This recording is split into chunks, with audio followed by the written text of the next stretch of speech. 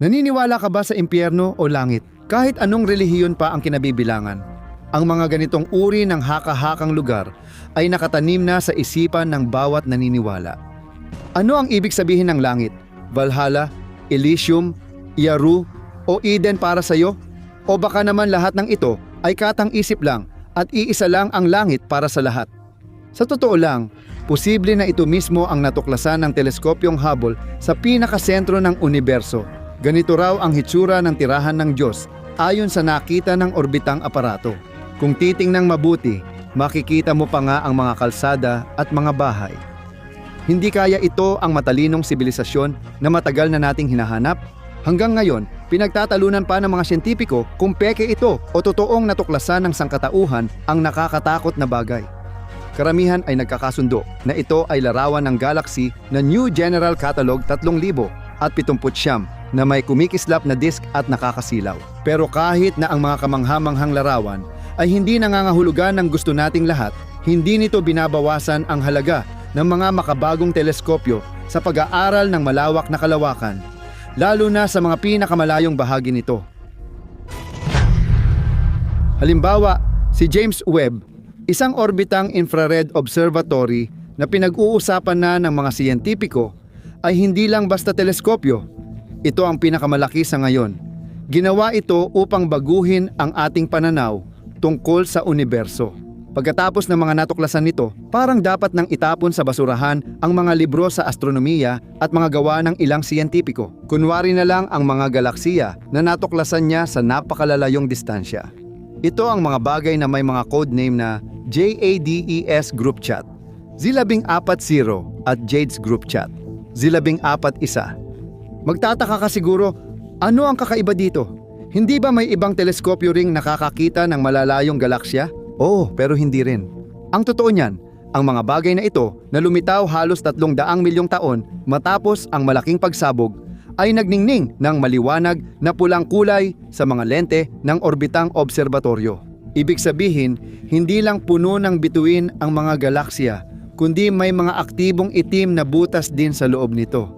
Pero hindi ito maaaring mangyari kung susundin natin ang tradisyonal na teorya ng paglikha ng universo pagkatapos mismo ng malaking pagsabog. Walang sapat na materyales para makabuo ng metalikong o hinog na bituin, kaya hindi sila nabubuo. Tungkol sa mga itim na butas, ayon sa ebolusyon ng mga madilim at hindi paganap na napag-aaralang bagay na ito, lumilitaw sila dahil sa pagkamatay ng malalaking matatandang bituin. Malinaw na hindi ito tugma sa teoryang pinaniwalaan ng maraming henerasyon ng siyentipiko. Ano ang sinasabi ng mga ganitong uri ng mga tuklas? Na kailangan nating muling suriin at itama ang lahat mula sa pinakaugat dahil ang ating mga kaalaman ay seryosong luma na at hindi na napapanahon. Nakakatakot isipin na maraming pundasyon ng agham ang nakasalalay sa teorya ng malaking pagsabog. At kung ito ay masira, mahirap hulaan ang epekto nito sa makabagong agham. Ano ang ginagawa ng mga kinatawan ng mundo ng agham kaugnay ng mga bagong natuklasang pangyayari? Sa larangang ito, nagsimula na ang pananaliksik at natuklasan ng mga siyentipiko na pangunahing bahagi nito ang mga itim na butas. Ipinapakita ng resulta na ang mga ito ay hindi kailangang mula sa namatay na bituin. Maaari agad silang mabuo bilang malalaki at aktibo. Tinatawag ito ng mga astronomo na pangunahing itim na butas. Hindi ba ito parang sinusubukang pilitin na iangkop ang mga umiiral na datos ng agham sa mga bagong impormasyon? Para sa mga kamakailan lang nagsimulang manood ng aming channel, mainam na linawin muna ang ilang bagay.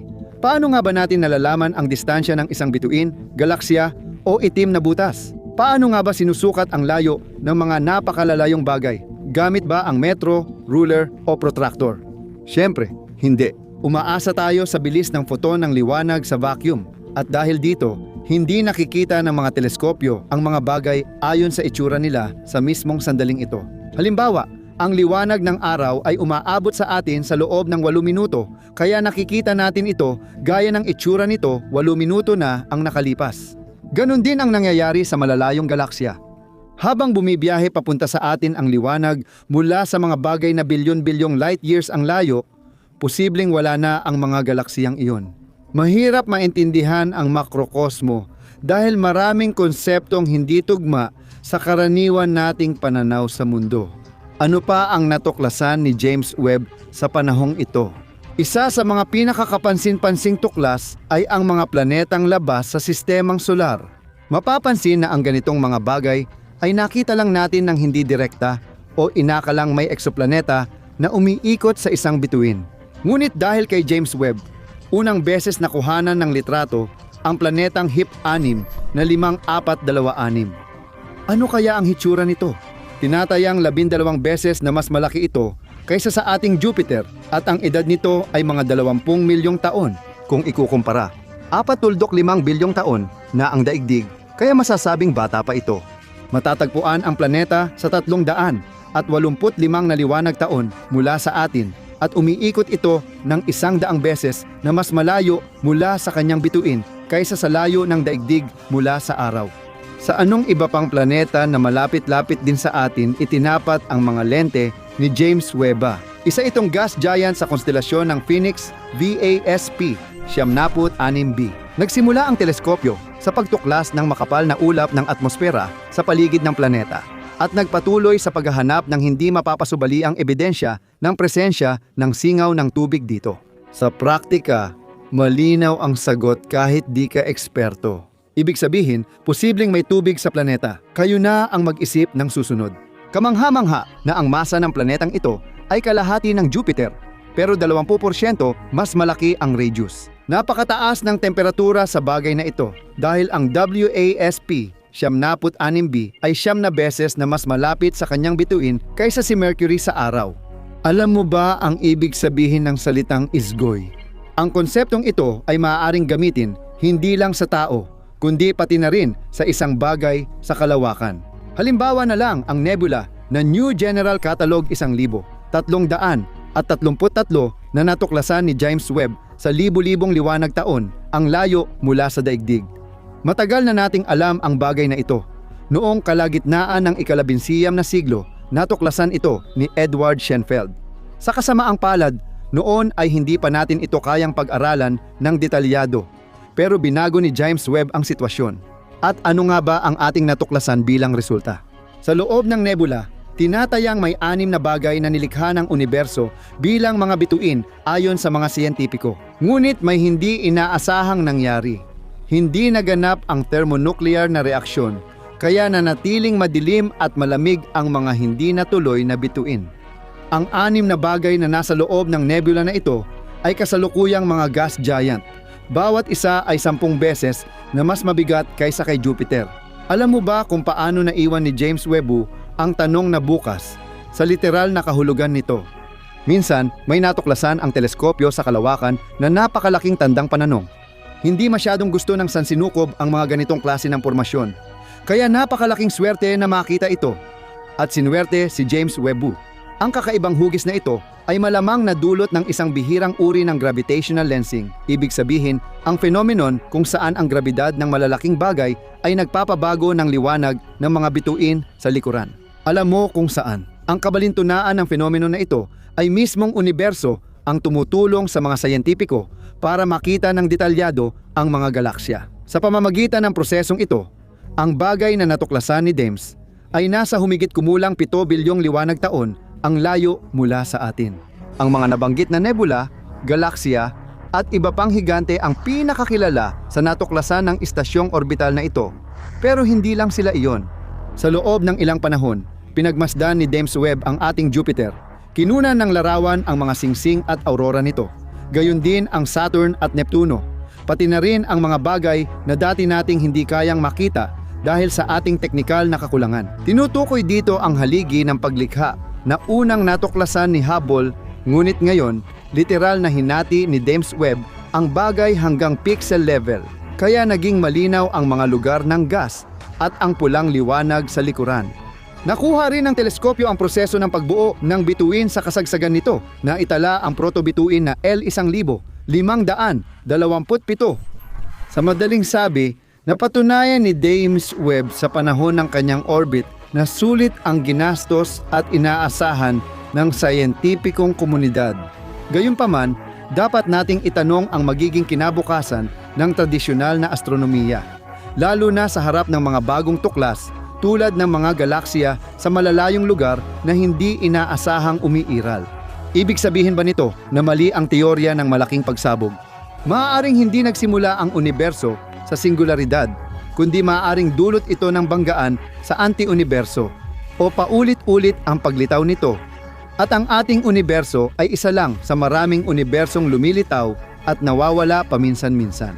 Hindi rin malinaw kung ano talaga ang kalagayan ng distribusyon ng materya sa makrokosmo at kung ang dark matter nga ba talaga ang pangunahing sangkap ng mga galaksya. Hindi sapat ang format ng video na ito para sagutin ng buo ang mga tanong, ngunit nais naming bigyang diin ang isang aspeto para sa inyo. Ayon sa mga tinatanggap na teorya, ang relic radiation sa universo ay halos pantay-pantay ang distribusyon. Ngunit may ilang kakaibang bahagi sa malawak nitong kalawakan, tulad ng tinatawag na axis of evil na naghihiwalay sa maiinit at malamig na bahagi ng relic radiation at pati na rin ang sobrang vacuum ng Eridanus. Isang nakakatakot na lugar na may temperaturang halos abot sa absolute zero, napakalaki ng sukat at may pambihirang baba ng microwave radiation. Tungkol dito, maging sa mundo ng agham o sa mga mahilig sa teoryang konspirasyon, halos lahat ay may sariling opinyon. Sa mapa ng microwave radiation ng universo na dulot ng malaking pagsabog, kung saan tayo ngayon ay nabubuhay sa mga labi nito, kitang-kita ang malamig na bahaging ito. Maaaring lumitaw ito dahil sa hindi pantay na densidad ng maagang universo. Pero hindi lang ito ang teorya. May ilang pisiko, tama ang narinig mo, hindi mga konspirador kundi mga pisiko, na naniniwala na ang supervoid ng Eridanus ay walang iba kundi bakas ng isang paralel na universo na nasa labas ng universo na ating ginagalawan. Ano man ito, pero minsan ay may naririnig na mga tunog mula roon. Huwag tayong gumawa ng mito. Walang konklusyon. Pakinggan lang natin.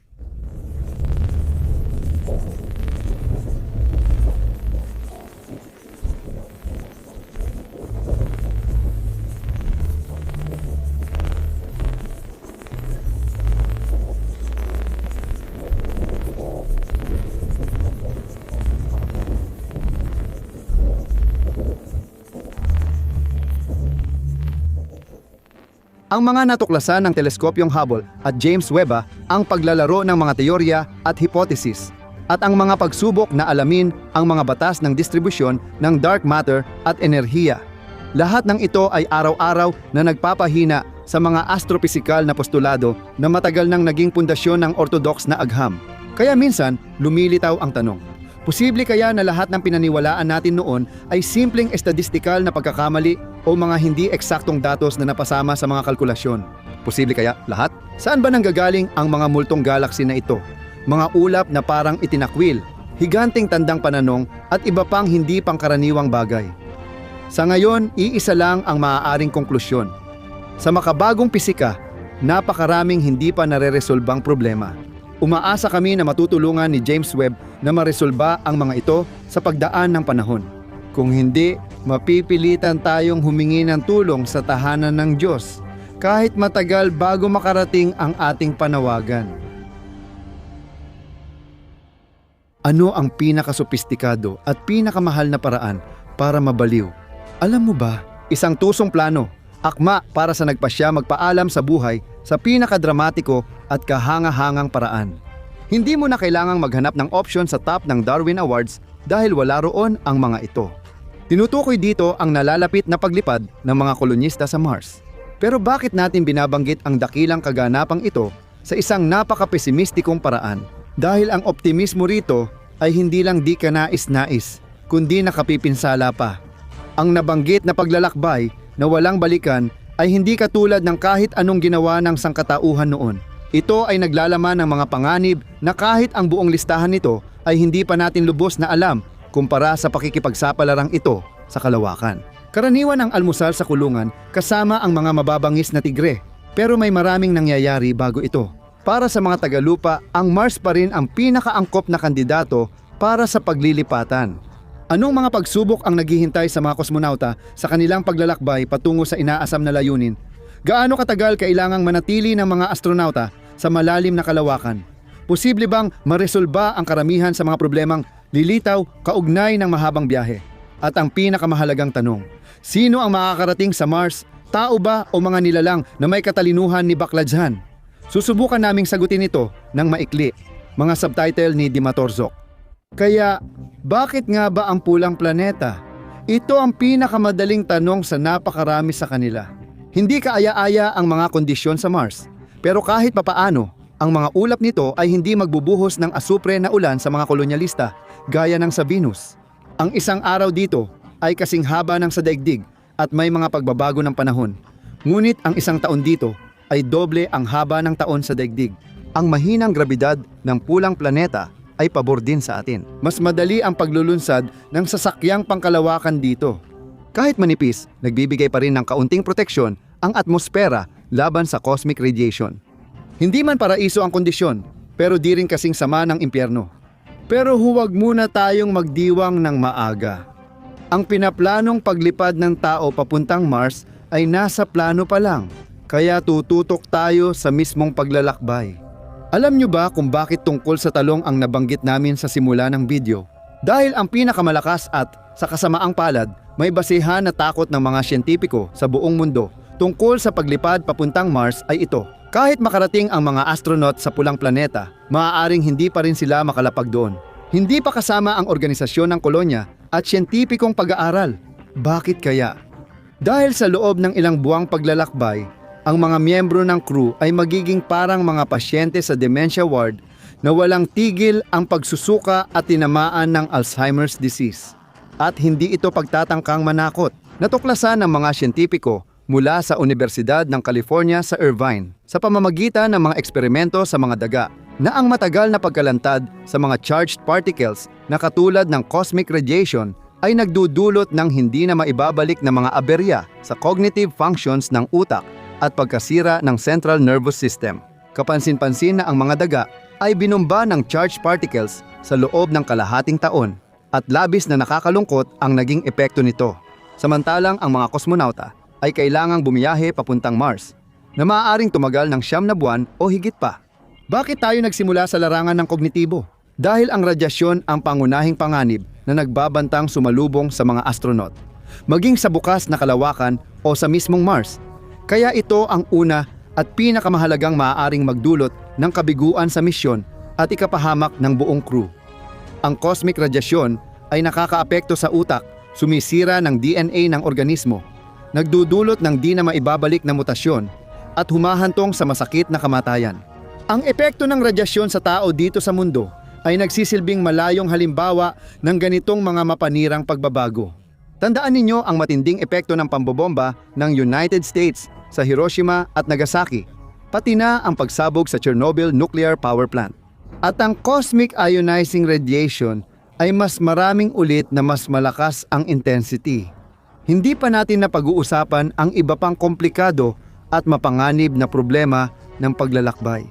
Maaaring gumamit tayo ng analogy sa mga unang aparatong nagtangkang lumapag sa kalapit na celestial na katawan dahil sa kakulangan ng kaalaman. Nilagyan ito ng mga inhinyero ng kulang na proteksyon at hindi isinasaalang-alang ang ibang salik. Kaya namamatay agad ang mga probe sa atmosfera o ilang segundo matapos lumapag. Pero ang naipit na lata ng dilata, kahit mahal, maikukumpara ba sa buhay ng tao? Dahil dito, nagdadalawang isip ang mga siyentipiko sa misyon ng tao sa Mars, kaya tinutulungan sila ng iba't ibang espesyalista mula quantum physicist hanggang doktor sa paghahanda. Paano nilalayo ng mga siyentipiko solusyonan ang epekto ng radyasyon? Ang kalagayan ng mga cosmonaut sa International Space Station ay hindi maaaring maging batayan sa kasong ito dahil sila ay pinoprotektahan mula sa di nakikitang kamatayan ng magnetic field ng daigdig. Makatuwiran na kailangan din ng proteksyon ng interplanetaryong shuttle. Kakailanganin ng crew ang mga gamot na magpoprotekta sa mga cosmonaut laban sa pagkakaroon ng mga kanser at iba pang mga problema. Mahalaga rin ang mga pagsabog sa araw.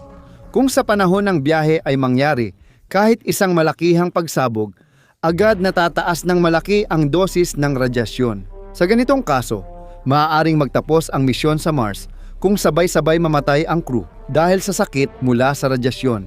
May mga nakaka-inspire na balita, hindi sumusuko ang mga siyentipiko at patuloy silang naghahanap ng paraan para protektahan ang mga astronaut sa mahirap na paglalakbay nila. Gumamit sila ng simulation gamit ang datos mula sa Mars rover Curiosity para ipakita ng mga astrophysicists kung paano gagana ang mga teknolohiyang panangga sa kondisyon ng Mars. Nakakatuwa ang mga resulta. Lumabas na mahusay na nare-reflect ng mga composite na gawa sa synthetic fibers, ilang uri ng plastic, at goma ang cosmic rays. Pero hindi pa rin ito nasosolusyunan ang problema ng radyasyon habang nasa biyahe dahil kailangan mo pang makarating sa pulang planeta sa pamamagitan ng pagdaan sa kalawakan na puno ng mga hindi nakikitang particle na nakamamatay. Anuman ang mangyari, patuloy pa rin ang pag-aaral sa paggawa ng epektibong composite para sa proteksyon ng interplanetary shuttle. Kasunod nito ay ang anti-radiation na vest mula sa kumpanyang Israeli na Steam Red, ang radiation detector na high-efficiency particulate air at ang pagdevelop ng electromagnetic force field ng mga espesyalista mula sa European Center for Nuclear Research. Ano ang nakakatulong sa siyentipiko sa pananaliksik nila? Isang makapangyarihang supercomputer na nagmumungkahi rin ng konsepto ng aktibong hindi magnetikong screen. Ibig sabihin ay electrostatic field. Sa kasalukuyan, ang mga astrophysicists ng Jet Propulsion Laboratory ng National Aeronautics and Space Administration ang nagtatrabaho dito. Ano ang susunod na problema na haharapin ng mga magiging kolonista? Ito ay ang kawalan ng grabidad. Muli, hindi makakatulong ang mga tauhan ng International Space Station sa usaping ito dahil sila ay nasa kondisyon ng microgravity na bahagyang ginagaya ang grabidad sa mundo. Ang grabidad ay isa sa mga pangunahing salik na nakakaapekto sa katawan ng tao na siyang nagtatakda ng paggana nito. Ang pagkawala ng puwersang ito ay nagdudulot ng malaking pagbabago sa mga sistema ng katawan, lalo na sa cardiovascular system. Sa kawalan ng timbang, mas pinipilit magtrabaho ang puso para magbomba ng dugo na karamihan ay napupunta sa itaas na bahagi ng katawan. Sa yugtong ito, nagkakaroon ng aberya dahil iniisip ng utak na sobra ang likido sa katawan, kaya nagsisimula itong maglabas ng mga kaukulang hormon para lutasin ang problema. Pero ito ay tuktok lang ng yelo, isang di seryosong balakid na kayang solusyonan sa tamang pag-inom ng tubig. Mas malala ang sitwasyon kapag ang kondisyon ng kawalan ng grabidad ay nagiging talamak at pangmatagalan. Ganyan mismo ang mararanasan ng mga astronaut sa panahon ng paglalakbay papuntang Mars. Sa paghahanda ng mga kasapi, kailangang isaalang-alang ang genetic na hilig ng mga miyembro ng crew. Dahil sa pagkawala ng bigat, nagiging butas, mahina ang mga buto at naaatropya ang mga kalamnan sa kawalan ng grabidad. Nakita na ng lahat ang mga eksenang pagdating ng mga kosmonot sa daigdig. Hindi bilang matatapang na mananakop ng kalawakan, kundi mga taong walang magawa, parang bata, at muling natututo maglakad. Ano ang ibig sabihin nito? Malinaw na kailangan nating lumikha ng artificial na gravitational at kasabay nito ay magnetic field. Ang kawalan ng huli ay negatibong nakakaapekto sa autonomic nervous system ng tao. Pinoprotektahan din nito ang ibabaw ng celestial na katawan o ng barko mula sa ionizing radiation. Sa ganitong konteksto, may lumalabas na ilang problema. Para maging epektibo ang magnetic field, dapat umabot ng 100 kilometro ang diameter ng sakop nito. Sa ganitong kaso, magiging sobrang laki at bigat ng electromagnet na ang pag-install nito ay magpapahirap o magpapawalang saysay sa mismong misyon. Bukod sa artipisyal na grabidad, nakabuo ang mga espesyalista ng mga alternatibong paraan para maprotektahan ang mga astronaut, tulad ng pag-inom ng mga gamot na nagpapababa ng panganib ng mga sakit na dulot ng kawalan ng grabidad. Paano naman ang psikolohikal na hadlang? Maaaring mangyari ba na hindi na umabot sa sakit na Alzheimer dahil sa matinding cosmic radiation? Posible na makarating sa Mars ang shuttle na ang mga miyembro ng crew ay nagpatayan na sa isa't isa. Susuriin ang team sa kakayahan nilang humarap sa stress sa mahabang biyahe, sa masikip na espasyo, at kung paano sila magkasundo. Pero hindi pa rin pwedeng balewalain ang posibilidad ng mga sigalot. Kahit kaunting agresyon, parang posporo sa oxygen bottle, agad magpapasabog. Idagdag pa rito ang labis na pagod, mga pinsala, hindi makatulog, at ang kawalan ng kakayahang tuluyang magpagaling ng mga lumalalang sakit. At ang pinakamahalaga, ang layo mula sa daigdig na mas mararamdaman habang mas lumalalim ang barko sa kalawakan. At kung biglang makadetect ang mga kagamitan ng kakaibang tunog na nagmumula sa kawalan,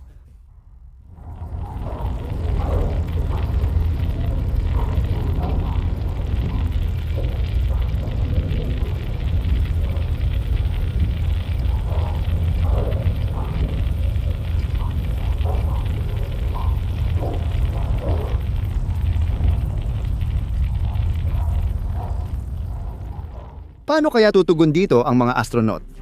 Iiwan natin ang tanong na bukas. Ano ang balak gawin ng mga siyentipiko kaugnay ng mga posibleng psikolohikal na problema ng crew? Iminumungkahi na lagyan ang shuttle ng mga virtual na larawan ng pagbabago ng mga panahon, buhayin ito gamit ang mga tunog mula sa lupa, ingay ng dagat, huni ng mga ibon at iba pa. Paano kung mangyari sa tunay na buhay ang senaryo ni Aldous Huxley, Soma, 1 gramo? Tapos na ang drama. Sa madaling salita, ang paggamit ng mga pampakalma ay wala namang bago sa ideyang ito. Noong 1983 pa lang ginawa na para sa mga Soviet na kosmonauta ang nootropic na gamot na phenotropil na mabilis na nagbabalik ng mga kakayahang kognitibo at nagpapabuti ng psycho-emosyonal na kalagayan. Sa International Space Station, kinakailangang may dalang medical na kit na ang laman ay pansamantalang pantapal, antidepressants, nootropics, stimulants na nagpapataas ng pisikal na aktibidad at kakayahan sa trabaho at mga gamot laban sa pagsusuka. Malinaw na ang laman ng medikal na kit para sa matagalang paglalakbay sa kalawakan ay seryosong rerepasuhin at pagagandahin pa. Hindi gumagana ang mercury thermometer sa kalawakan, pero pwedeng sukatin ang temperatura sa pamamagitan ng spacesuit na sumusubaybay sa vital signs. Sa wakas, nabanggit na natin lahat ng mga problema habang nasa biyahe. Sana nga ganoon, pero hindi pa. Ano pa ang mga banta na naghihintay sa crew ng barko na tuluyang lilipad papuntang Mars? Kung ipagpapalagay na magiging matagumpay ang biyahe at maging ang paglapag, hindi rin naman tatanggapin ng pulang planeta ang mga kolonyalista ng bukas palad. Ang Mars ay isang medyo agresibong kapaligiran na hindi talaga para sa pananatili ng tao kung walang mga hardin o posibleng sapat na proteksyon. Isipin mo, halos kaagad paglapag ng Mars rover, nakakakita na sila ng alikabok ng Mars sa loob. Ano kaya ang mangyayari sa mga baga ng tao sa ganitong mga kondisyon?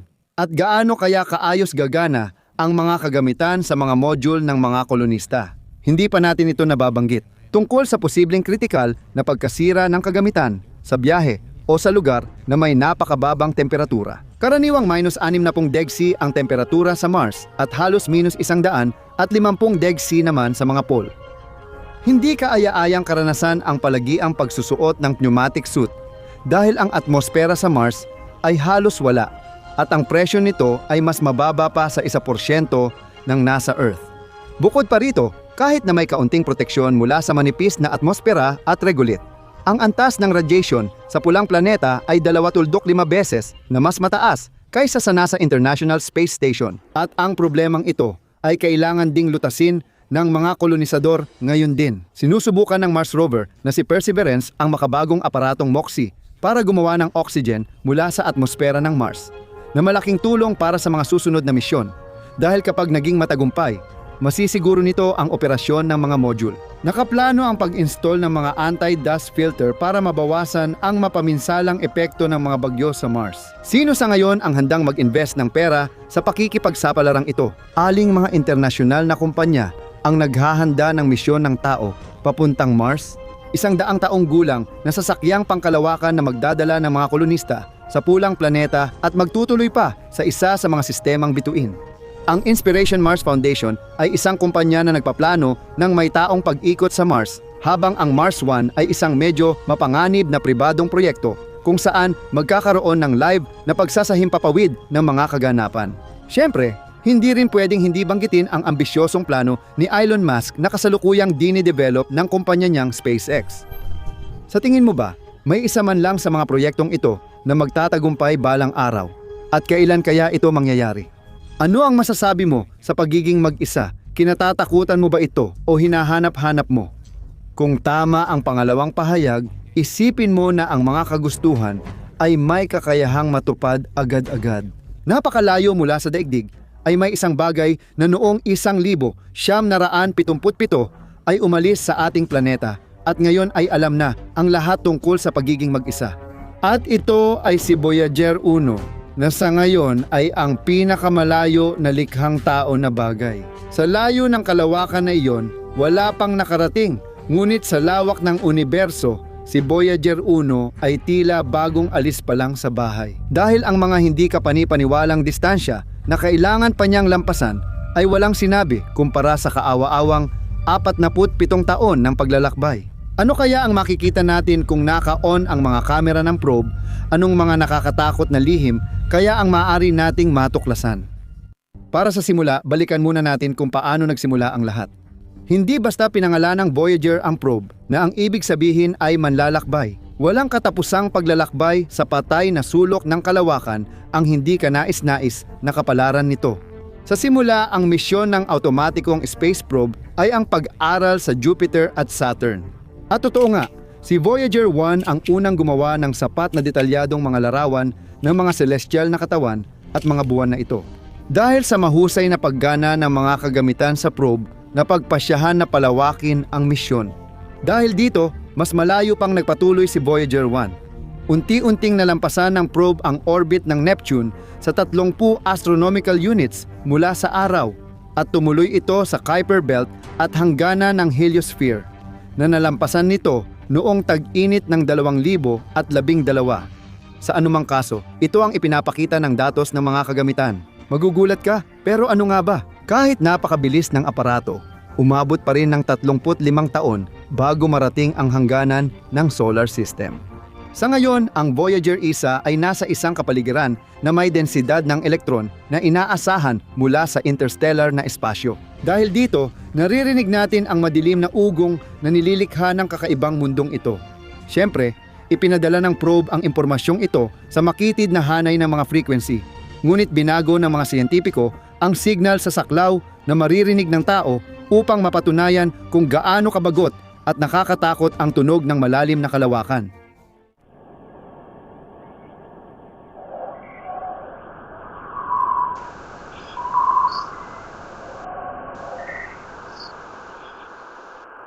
Bakit mahaba ang buhay ng Voyager? Anong pinagkukunan ng enerhiya ang gamit nito?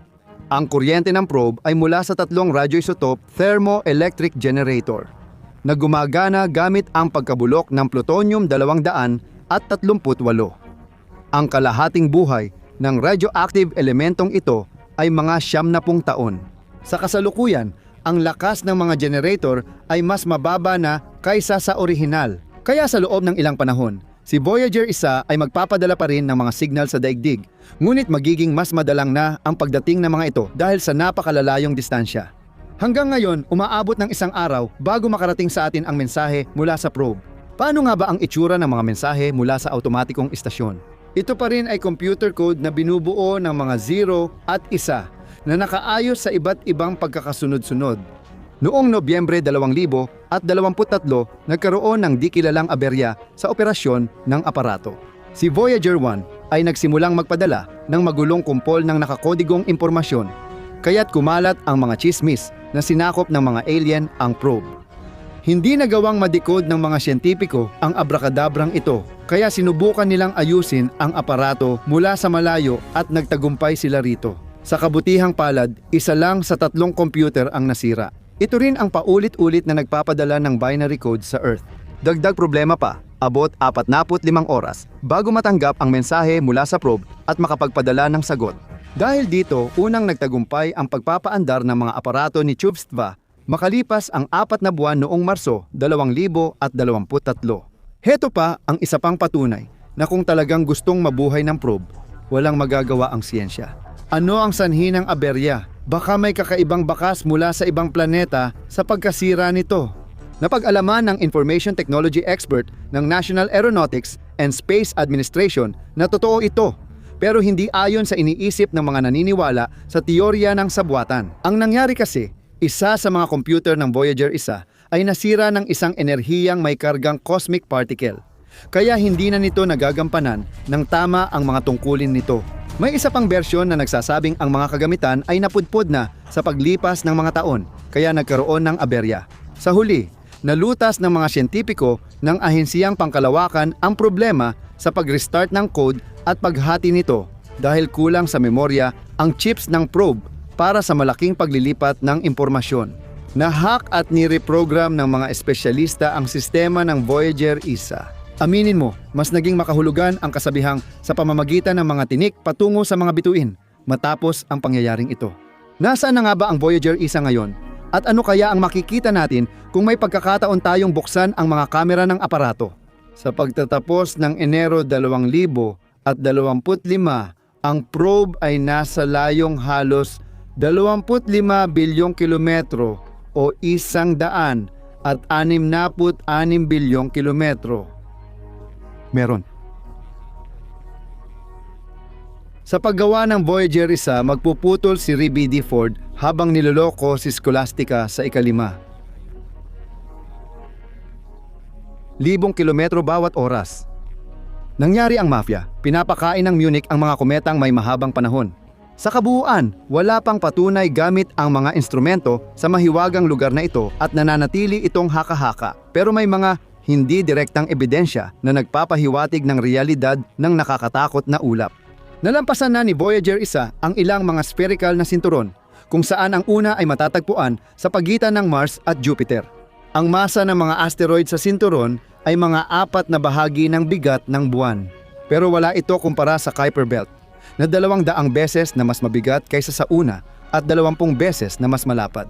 Nakakalungkot na matagal nang pinatay ang mga kamera ng Voyager 1 para makatipid ng enerhiya.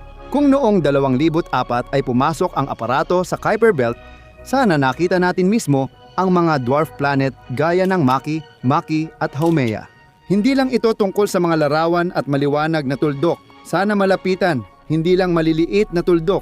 Ang pinakakilalang larawan ng Voyager 1 ay tinatawag na Pale Blue Dot o maputlang asul na tuldok.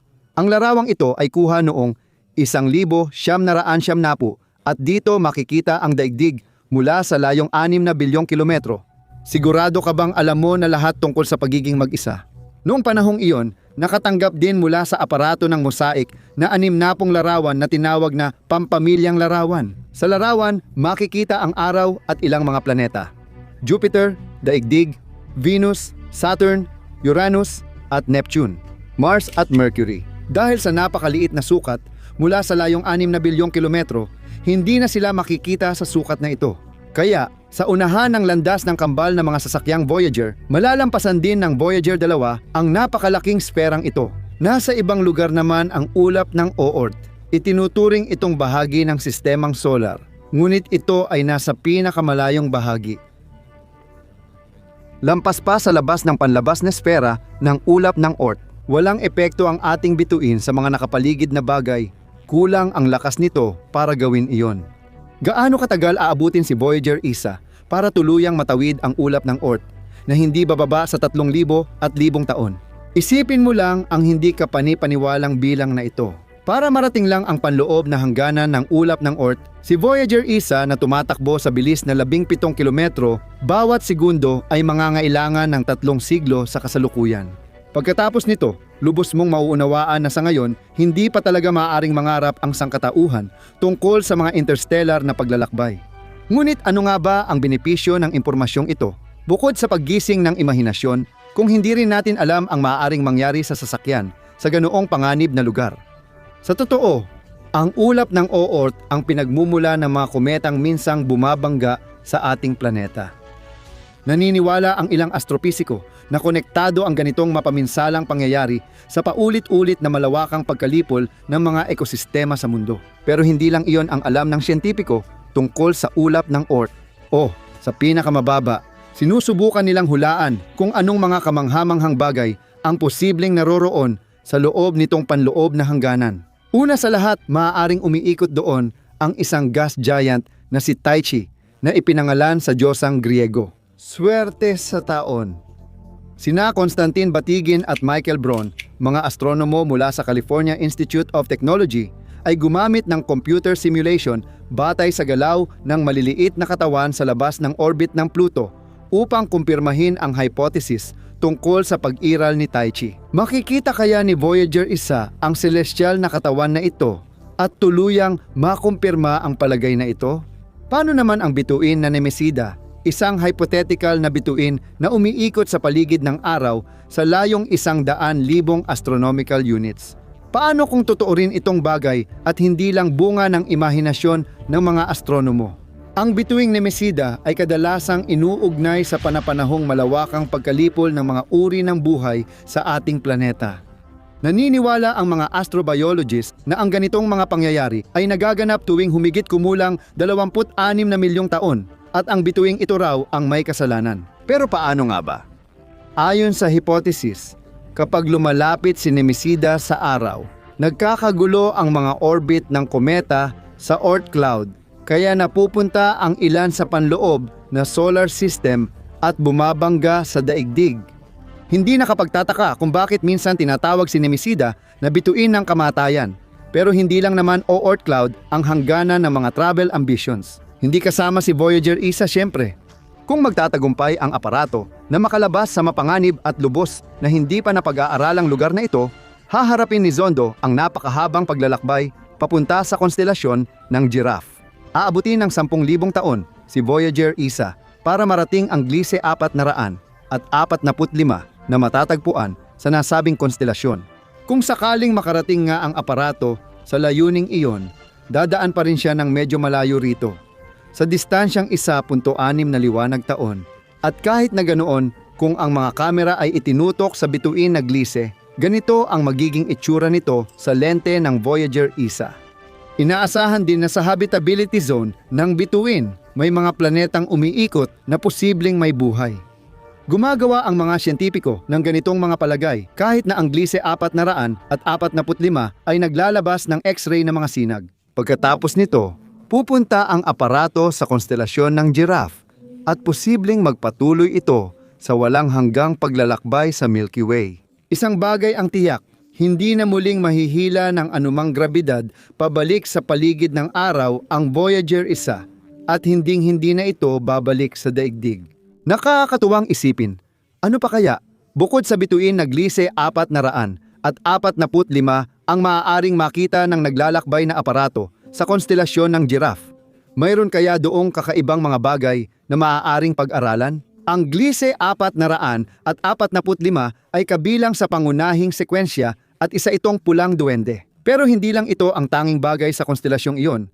Mayroon ding mga asul na sobrang higanting bituin, mga dobleng bituin, at maging mga spiral na galaksya tulad ng New General Catalog 2403.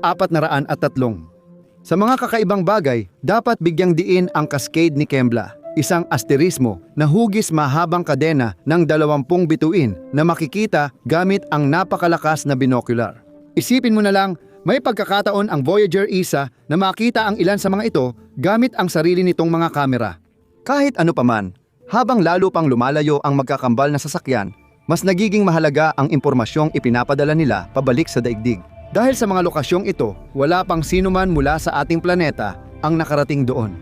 Kahit hindi natin nakikita kung ano ang nakapaligid kay Voyager Isa sa ngayon, kaya pa ring bumuo ng mga siyentipiko ng ideya tungkol sa mga kondisyon sa mga malalayong, di pa natutuklasang lugar batay sa mga na-decode na datos. Sa madaling salita, ang pandaigdigang komunidad at tayong lahat ay kailangang patuloy na subaybayan ang paglalakbay ng sasakyan at makinig sa mga ipinapadala nitong ulat paminsan-minsan. Kapag tinitingnan mo ang mga larawan mula sa kalawakan, wala namang mukhang kakaiba o hindi pangkaraniwan. Kung nag-isip ka sa mga tanong, subukang pagmasdan ulit ang mga larawan pero baka wala ka pa ring napansin. Magbibigay kami ng pahiwatig. Sa mga larawan ng mga bagay sa kalawakan, halos hindi mo makikita ang mga bituin. Akala mo siguro ang itim na likuran ay perpekto para makita ng malinaw ang mga maliwanag na tuldok ng mga bituin. Pero sa totoong buhay, medyo iba ang nangyayari. Ang hindi alam ng karamihan kung bakit ganito ang nangyayari ay nagdudulot ng mga maling teorya tungkol sa isang sabwatan at pati na rin ng mga hinala na, kunwari, wala talagang lumipad sa kalawakan. Nagulantang ang mga flat earther. Mga alamat lang ito para sa masa. Paano naman ang malinaw na katotohanang hindi makikita ang mga bituin sa ganitong mga larawan? Naalala ko ang mga salita ni Enrique Fermi. Pero nasaan sila? Lahat ba? Simulan natin sa maikling paliwanag.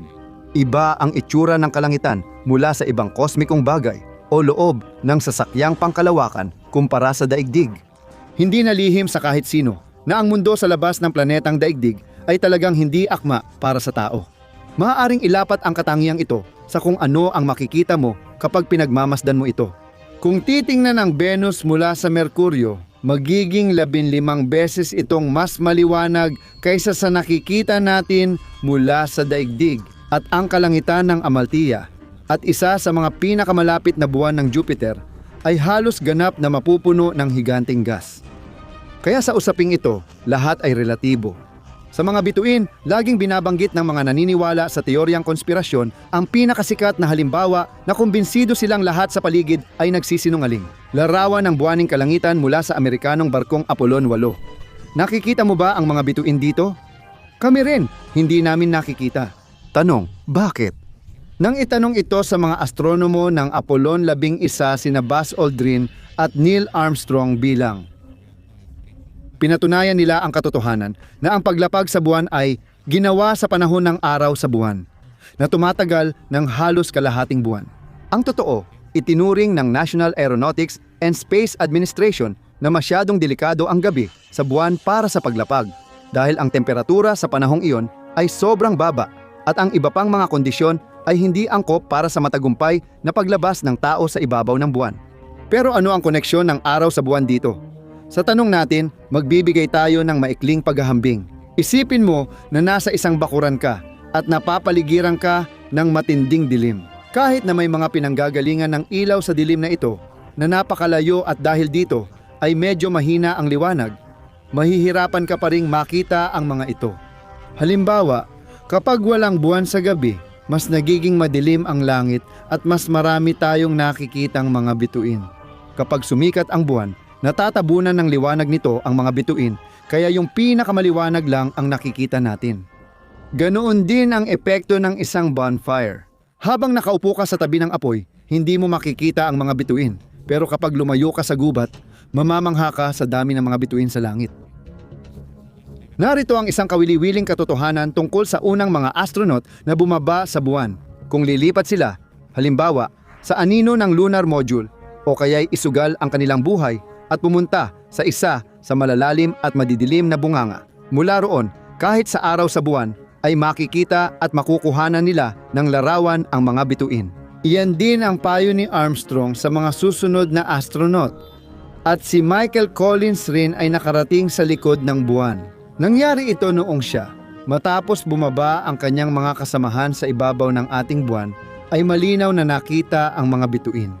Ikinuwento ng astronaut ang kanyang naramdaman sa alaala niya. Sa mga iyon, partikular niyang binanggit na sa madilim na bahagi ng buwan na hindi tinatamaan ng liwanag ng araw. Napakaitim ng dilim na kahit ang isang sanay na tao ay nakakaramdam ng takot. Alam lang ni Michael Collins ang kinaroroonan ng dambuhalang buwan noon habang lumilipad dahil sa kawalan ng mga bituin. Kaya hinuhulaan niyang tinatakpan ito ng malaking katawan ng ating buwan. Nakakatuwang isipin, narinig kaya niya ang nakakakilabot na mga tunog na paminsan-minsan ay nasasagap ng mga kagamitan sa lugar na ito.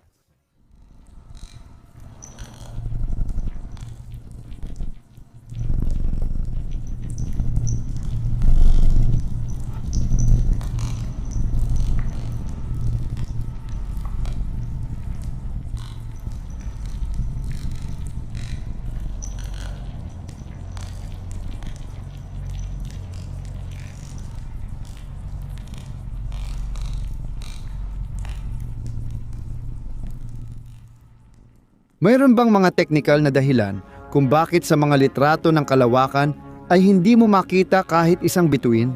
Kinukunan ng litrato ang mga bagay sa kalawakan kapag nasisinagan ng araw dahil kung hindi sila makikita. Sa paggamit ng maikling exposure, ang ganitong paraan ay nakalaan para makuha ang mga maliwanag na bagay o celestial na katawan.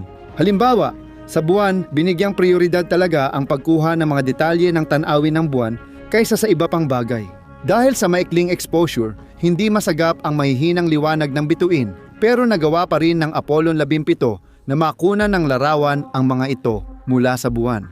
Nangyari ito matapos ikabit ang isang aparato para sa pag-aaral ng mga nebula at mga bituin, kung saan inaayos ang exposure para makuhanan ang malalayong at mahihinang bagay. At ito ang kinalabasan. Ang pinakamaliwanag na bagay sa langit sa larawang ito ay ang daigdig na pinapaliwanagan ng araw. Kaunti lang ang bituin sa larawan dahil pinakamaliwanag lang ang nakuha ng kamera. Kung mas pahahabain pa ang exposure, mas marami sanang bituin ang makikita. Ito ang pangunahing sagot sa tanong kung bakit hindi nakikita ang mga bituin sa mga litrato mula sa kalawakan. Makikita kung paano gumagana ang haba ng exposure sa aktwal na buhay sa larawang ito. Mas maliwanag ang kayang kunan ng kamera kapag mas maikli ang mga halagang ito at kabaliktaran. Ibig sabihin, para makita ang medyo malabong bagay, kailangan mong mag-set ng mahabang exposure, pero hindi mo magagawang malinaw na makuha ang pareho ng sabay. Isa pang tanong, bakit hindi nakita ng mga Amerikanong astronaut ang mga bituin sa kalangitan ng buwan kahit sa kamera o sa kanilang mga mata? Ang sagot dito ay katulad ng naunang sagot. Ang mata ng tao sa prinsipyo ng paggana ay parang kamera. Halimbawa, ang pupil sa dilim ay lumalaki at kapag maliwanag ang ilaw, ito ay lumiliit, parang diaphragm ng kamera. Uulitin natin ang payo ni Neil Armstrong. Para makita ang mga bituin sa kalangitan ng buwan, mainam na pumasok sa anino ng malalaking bagay, tulad ng bahagi ng sasakyang pangkalawakan, bundok o malaking bato. Pero talaga bang wala ni isa man ang nakakuha ng litrato ng magandang bituin-bituing langit malapit sa mga maliwanag na bagay? Maraming ganitong mga larawan. Kung maghahanap ka sa mga archive ng National Aeronautics and Space Administration, makakakita ka ng ganitong kagandahan. Lalo na kung ang larawan ng National Aeronautics and Space Administration ay kuha gamit ang mahabang exposure. Pagdating naman sa karamihan ng mga litrato, kadalasan ang layunin ng mga ito ay hindi ang kuhanan ang mga bituin, kundi ang mga bagay o katawan ng mundo, buwan o mga module ng International Space Station. At mas mainam na gawin ito sa maliwanag na bahagi dahil kung hindi, mawawala sila sa paningin. Ganito talaga ang sitwasyon ng mga larawan kapag may light pollution. Halimbawa, ang pagtatangkang kunan ng larawan ang kalangitan na puno ng bituin sa harap ng maliwanag na mga ilaw ay pareho lang na walang pag-asa maging sa daigdig o sa buwan. Sa ganitong kondisyon, natatabunan ng liwanag ang malalabong bagay at hindi mahalaga kung bilyon-bilyong beses na mas maliwanag ang mga bituin kaysa sa ilaw. Posible pa ring makuna ng larawan ang malalayong bituin. Iba naman ang usapan pagdating sa kalidad ng mga larawan dahil magiging napakapangit nito. Dahil kapag mahaba ang exposure, bago pa lumitaw ang mga bituin, masyadong mapuputi na ang ibang mga bagay. Masaya na may pagkakataon tayong makita ang kalawakan kahit di pa tayo nakakapunta roon.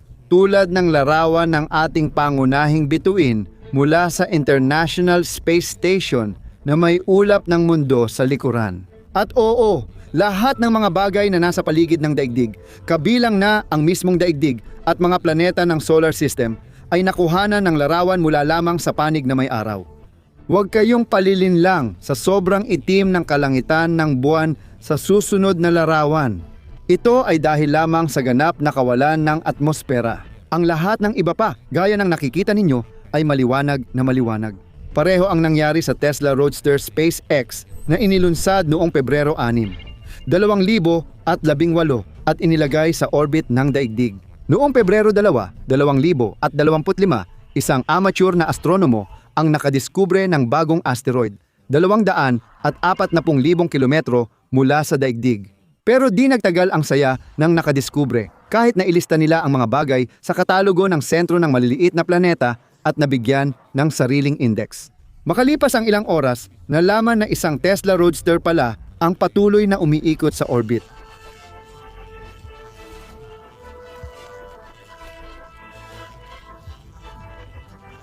Sa loob ng susunod na 15 milyong taon, tayo ay magiging mga 22 at kasama ang araw o Venus ay 12. Ngunit inuulit namin kung ang Tesla Roadster na bilang kargamento ay dinala sa orbit ng daigdig ng barkong Falcon Heavy ay nasa madilim na bahagi. Hindi natin ito makikita. Hindi natin ito makikita. Hindi natin ito makikita.